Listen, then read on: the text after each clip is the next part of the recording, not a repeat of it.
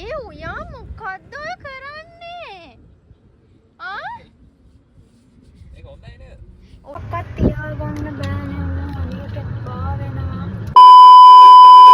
මෙයාගෙන් හරිද? මෙයාගෙන් බේර ගන්න අමාරුම මේක. මම සාමාන්‍යයෙන් කොස්මැටික්ස් වගේ දේවල් රිවිව් කරද්දී හොනෙස්ට් රිවිව් එක දෙන්නේ.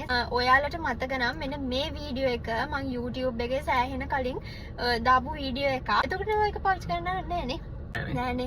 මම මෙයාට කිව්වා අඩුම මාසයක්වත් try කරලා බලන්න. මොකද මෙයා ගොඩක් වෙලාවට ෂූට්ස් වලට අවු ඉන්නවා වැඩි. එතකොට අත් කළු වෙනවා, කකුල් කළු වෙනවා වගේ ප්‍රශ්න කොහොමද තියෙනවනේ. ඊට පස්සේ තමයි මේක නිකමට මට හිතුනේ try කරලා බලන්න කියලා මම එයාට කිව්වා. ඇත්තටම මේක වැඩ කරන්නේ මාසයක් එකමාරක් විතර හැබැයි ගියානේ රිසල්ට් දෙන්න.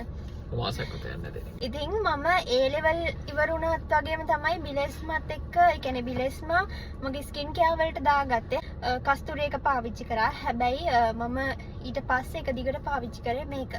මේක මට වැඩ කරේ වැලිමිට කළු වෙන ඒවා, දණහිස් පොල් කටු කළ වෙන ඒවා, එන්නේ ඒ වගේ දේවල්. ඊට පස්සේ මේ අත්පුරුක් කළු වෙන ඒවා මේ පේන ඇති. මම සෑහෙන කල් මේක පාවිච්චි කරා. ඉතින් දණහිස් කළු වෙන ඒවා ඊට පස්සේ මොනවා හරි තුවාල කැලල් තියෙනවා නම් මම හරියටම මේක මාස දෙකක් විතර try කරලා ඇත්තටම මේක හරි ගියා.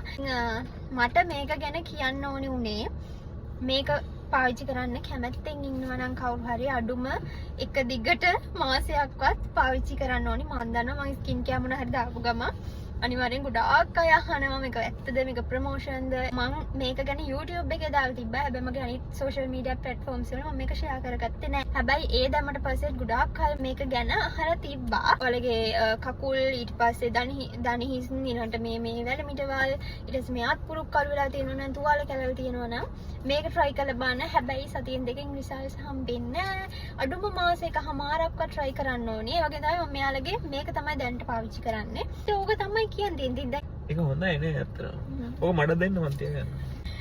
බයි බයි.